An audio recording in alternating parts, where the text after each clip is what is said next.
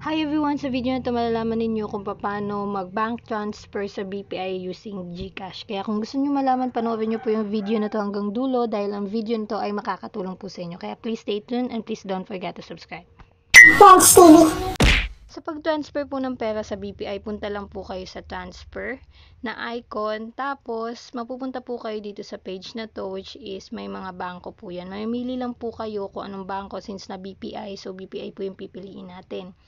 Dito po guys, makikita nyo po kung magkano po yung amount na ilalagay po ninyo. So, maximum of 50,000 po yan guys na pwede po ninyong ibang transfer. Tapos, dito po sa may banda baba, ilalagay nyo po kung ano ang account name.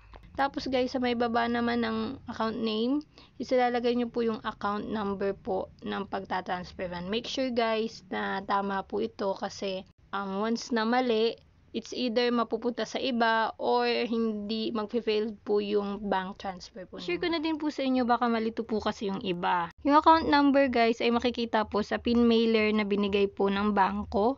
10 to 14 digit po yan o minsan 10 to 12 digit. After nyo po malagay ay isend money nyo lang po. Meron po itong convenient fee na 15 pesos. Tapos continue lang po guys. Dito po ay magsisend po sila ng authentication or OTP na 6 digit po. After nyo po malagay po yung 6 digit code po guys, isubmit nyo lang po yan. And confirm. Then yes, transfer nyo na po. Nakapag-bank transfer na po kayo sa BPI. Sana po nakatulong po yung video na to. Kung nakatulong man ang video na to, please give me a like and please don't forget to subscribe para sa tuloy-tuloy na panonood ng mga informative video na kagaya nito. This is Yanch and see you to my next video.